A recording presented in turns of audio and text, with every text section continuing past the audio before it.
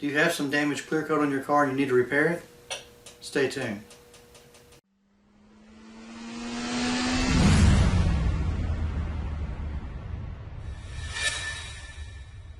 By now there's a million videos. I think I'm about the first one to create the video on how to fix peeling clear coat, because I think it got 1 million views in a week. And that was back in 2014, 2015. Since then everybody's come up with their own videos. Now we're looking at spray cans, because with the prices of oil and everything else going crazy and stuff, paints are just ridiculously expensive. I mean, it's almost not even worth painting a car for how much it costs. I've got a 64 Buick Skylark that I'm looking to paint, and it's just a blue metallic, a light blue metallic, and that paint is almost $900 a gallon. That's just the base coat, and you still got about the clear. Just ridiculous. But I'm not going to make this, every time I get into these videos I'll talk for an hour and probably bore you people to death, so I'm not going to do that. I've got a, I think it's a 2012 Kia van here that I'm going to be doing some peeling clear coat repair on the little panel that goes for the track for the side door. Plus the side door actually has some peeling clear coat on one spot. Now if that clear had been peeling just above the line, we could have masked off the line right there and just shot it and repaired it there. But unfortunately it peeled right below the line, so I had to clear the whole door.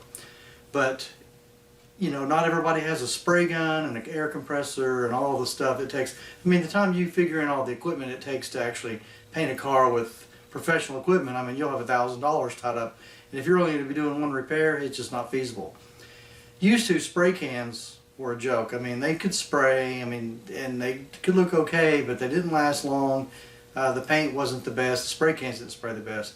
But since then, technology's come a long ways on spray can paints. Now they make a clear coat that's 2K, which means it's catalyzed. It's got a button on the bottom, you push it in, and it adds the activator to the clear, and it's the exact same clear that they're using on the cars when you buy them. I mean, it's the factory clear coat. So it'll last, you can sand it, buff it, it's great clear. The base coats, I've only really trusted one company so far. I know Duplicolor's got their version up there that says that they're match perfect, but I have actually tried it and I've had a few colors come off. The one company that you'll find down in the description that I'm promoting is AutomotiveTouchup. They have the best, and actually they're rated one of the highest matched on the base coats in a spray can. And I'll put all the links down the bottom. Always check down in the link in the descriptions for all my links and stuff, everything I'm talking about. I get a lot of comments going, where do you do this, how do you do it? Everything's down in the description. But anyways, in this video you're going to see me sand with 320, then 400. There's all these videos out there showing people getting 800, 1,000, 50. That's color sandpaper. That's when your clear is sprayed and it looks good, or it's, you know, just needs to be buffed. That's color sanding. It doesn't take off very much at all. And I don't know why people are getting this in their head that you want to use real, I mean, basically 800 to and up sandpaper is newspaper grit. I mean, it's if you take a piece of newspaper, you can get the scratches about the same. You want it to sand, plus the paint won't stick to those scratches.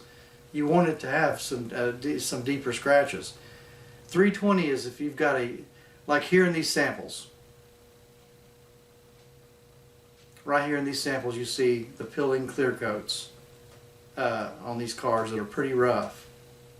At the minimum, these samples would require 320 grit. I've had to go down to 180 on some of them because it's so rough.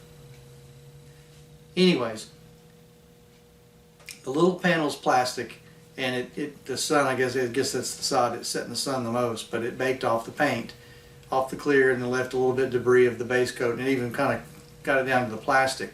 So it was pretty rough, so it needed to be sanded with 320, and that was to do the initial knockdown with the roughness. Then I went back over with 400 grit and smoothed it out. Same with the door, knocked it off a little, just the edges off with some 320, and then sanded it with 400. It didn't need priming. It came out pretty good. And then in the video I used the base coat in the spray can, then I used a 2K clear in the spray can. Everything you need is down in the description. So let's jump into the video. You'll see how I do it and see what you think.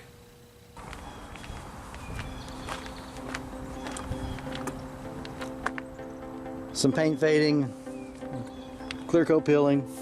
All this can be easily removed and you don't have to have a body shop to do it. Okay, so if you're not used to wet sanding and don't feel like you have control, then you want to go ahead and mask off the good paint so you don't scratch it up. I'm kind of accustomed to doing that, so I'm using 320 grit. There's a lot of videos out there people show to use 1,000 grit. That will not work. It's not what 1,000 grit's for. It's made for color sanding when you buff. You can just use 320 to knock off all these flakes a little bit, smooth it out, and go back over 400.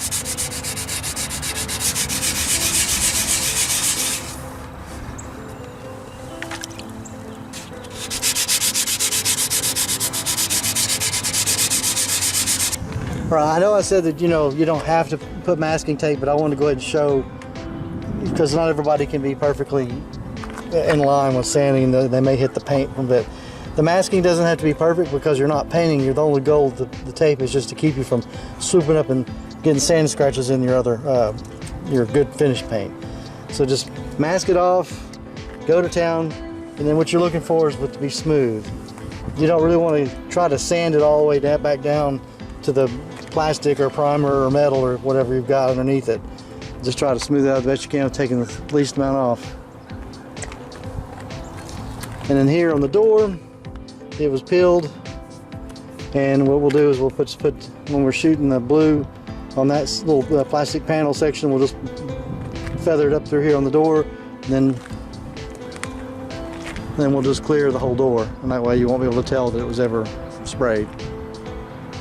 Now the next step could be actually wet sanding the entire door out, but it's actually easier just to use a Scotch-Brite scuffy pad and scuff the entire door. And I'll put that link down in the description for the scuffy pad as well.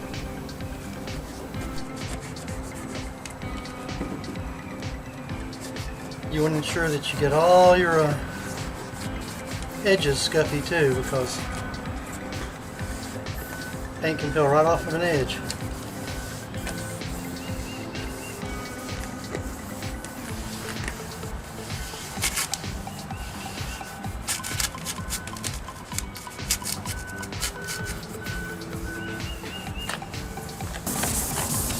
And when you're scuffing or sanding a big panel like this, if you start feeling like you're going to get overwhelmed because it's so huge, break it off in sections. Think, okay, I'm going to do this top section for the break.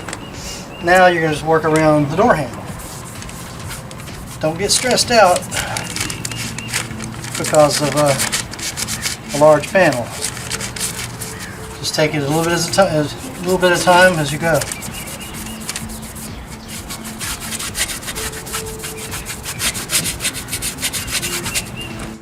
After you scuffy the vehicle or the panels you're going to paint, just put you a dab or two of dishwashing liquid in a bucket of water, and using a clean rag, just wipe down all your, because otherwise you're going to have to wash it with soap and water. And since we've already got it masked off, we don't want to do that, so we'll just wipe it off with a detergent rag. Then we'll go back over with some wax and grease remover.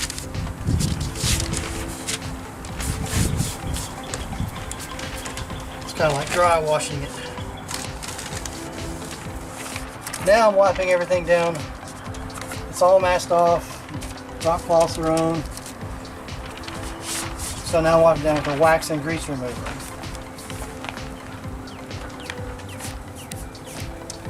And then maybe you have to wipe down twice. Depends on how much you want to look at your rag each time you're wiping. See how much debris comes off. Dried clear comes off your rag. Next you want to run a tack cloth over your panel, because your rag that you use to wipe all the grease off with sometimes leaves a little debris, a little lint. Now in the next step is boneheaded. I did not wear a mask when I was putting on the base and the clear. The base you probably could get away with a little bit because it's not an activated type material, but the clear coat being 2K, being activated, is highly poisonous. I did not wear a mask. Don't follow my footsteps in this. Luckily the wind was blowing away from everything, and I was in a hurry to get this video created, so I did not wear a mask. But don't follow after me. Wear a mask, be safe. It's best to get a paint mask as well. You can wear a dust mask, but a dust mask, like the paper ones, will not protect you from isocyanate chemicals that's in that clear coat. So if you can get a paint mask, I would get one. All right, here we go. You're good.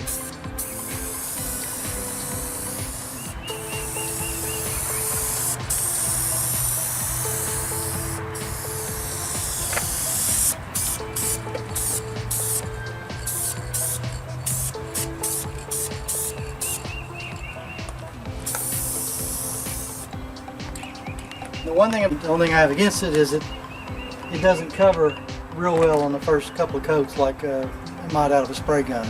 Although the way they're making paints these days, spray gun paint don't work any better. We'll put that coat on, let it dry, and then we'll go back and add a second. We'll probably have to put about 4 coats of color, 4 to 5 coats of color to get it to match. So.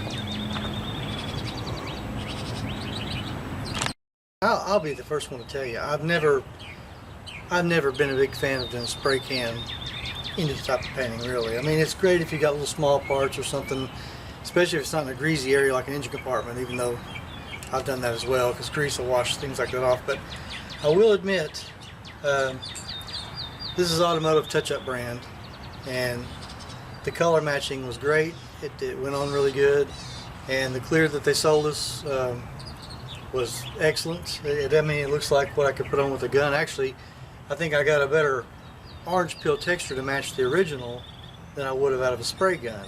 Although I'm pretty good with my spray gun, but not everybody's going to be able just to match it perfectly. But if you don't have a compressor and, you know, air hose and air sanders and spray guns, if you don't have all that equipment and you're just trying to do something like this just to get a car ready to sell or just spruce up a little bit, it doesn't make sense to go out and spend $500–600 on all this equipment when you can just buy a can of base.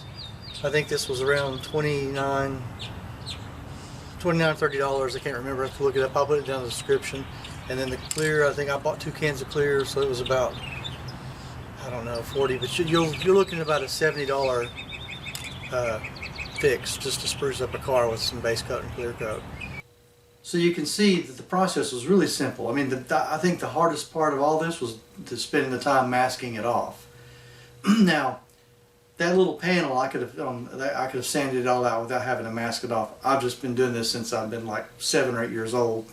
My dad stuck me to wet sanding, you know, the good task. But so I can wet sand without hitting the paint. But I mean, I would highly recommend, especially if you've never done it, mask off what you don't want to scratch with sandpaper, and then go ahead and just do your wet sanding. But then remove the tape right away, because if you leave that tape on there after it being wet and it gets in the sun, it leaves the sticky goo onto the old paint. So as soon as you're done masking, pull the tape off. So if you have any questions on how to do this, if something's not quite clear, be sure to leave me a comment. And I do have a website link down in the description.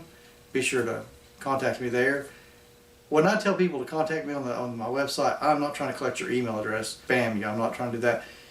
A lot of these questions you all ask me in the comments really need pictures, or it's a longer, in-depth conversation, and it's just too hard to do in a YouTube comment. So, I mean, I know it may be beneficial to other people to read the comments, but if it's going to be really in-depth and maybe require me to look at something, just contact me through my site. That way you can share pictures with me, or I can share links with you a lot easier. So, but that's all. I'm not trying to collect email addresses. But anyways, I hope you liked this video. If you did, be sure to like and subscribe, and always check back, because I'm always working on something crazy, and it just never stops. So we'll see you in the next one.